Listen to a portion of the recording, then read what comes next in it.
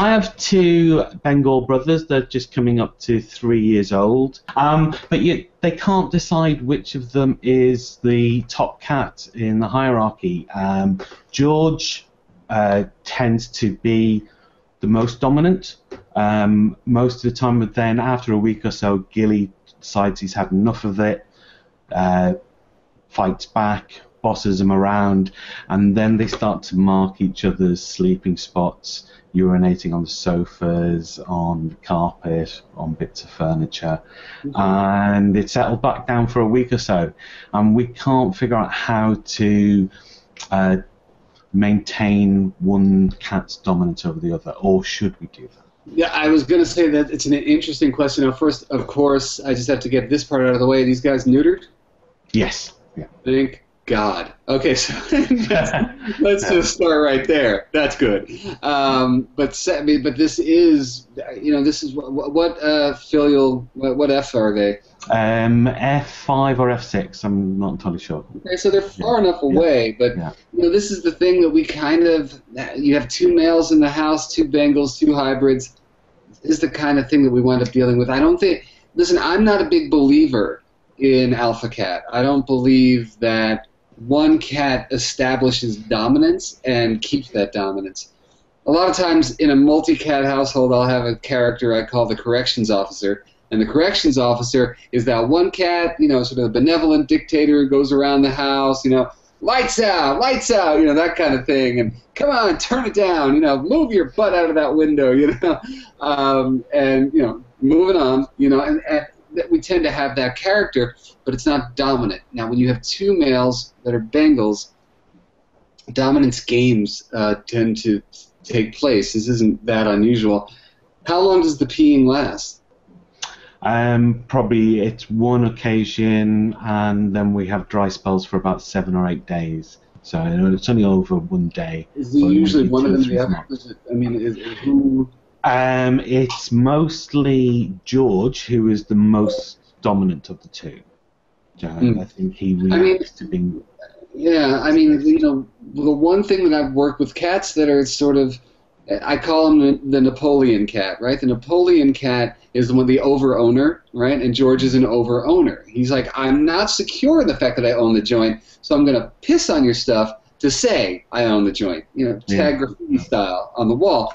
And what we can do for him there is assure him that there is a hierarchy and he is top cat, even though that's a huge lie.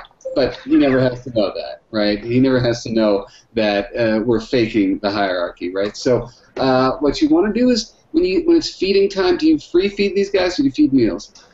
I free feed during the day, but they're only on dry food. They've never gone on to wet food. No, free food. I put the food down at 8 in the morning and then put it away again at 10 at night.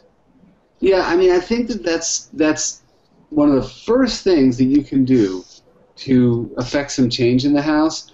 Here's the thing that you can. I'm a big believer that feeding meals really gives you a behavioral leg up that you don't have otherwise. Case in point, here, where you have an opportunity during mealtime to show George he's top cat. You feed him first, then you feed the other cat, and you just want to make sure that you can do that with him. Meals do that, right? Meals also make it that, for instance, if you wanted to play with them before the meal time so you can get that energy expelled, you can do that and then feed afterwards. And the other thing is, when you think about how important the mealtime feeding is, there is predictable cycles of how energy kind of erupts in the house. And that's based on how they're digesting food, who's in the home, what time of day it is, that kind of thing.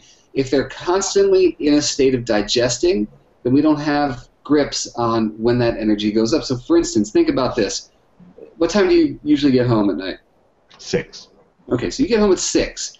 If you were feeding them meals, you get home, they are hungry. They are locked onto you for attention. You not only get to assert this hierarchy for them, but you get to predict that they're going to go like this, come up, you feed, you can do play, down they come, and it's predictable. And as their energy rises and falls together, you don't have to worry about these, because part of it is hierarchy, part of it is that one of them is bitchy. You know what I'm saying? Is that someone just having a bad damn day, and they're taking it out on the other one, and we all know what that feels like. And nobody wants to be hungry and competing for resources and whatever. So I know it sounds really weird, but I would consider mealtime feeding. It's healthier for them.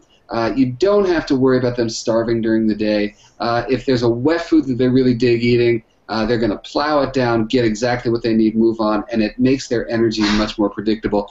You can also, I know this is a really long answer, but it's a great question, you can also reinforce hierarchy during play. If you're using interactive toys and you're having them chase prey around the house, you can reinforce that. One of the things that you can do is separate them during play. Give them each a couple of minutes by themselves. You're a bad cat. I'm not a bad cat. You're a bad cat. I'm not a bad cat. You're a bad cat. I'm just misunderstood. Meow.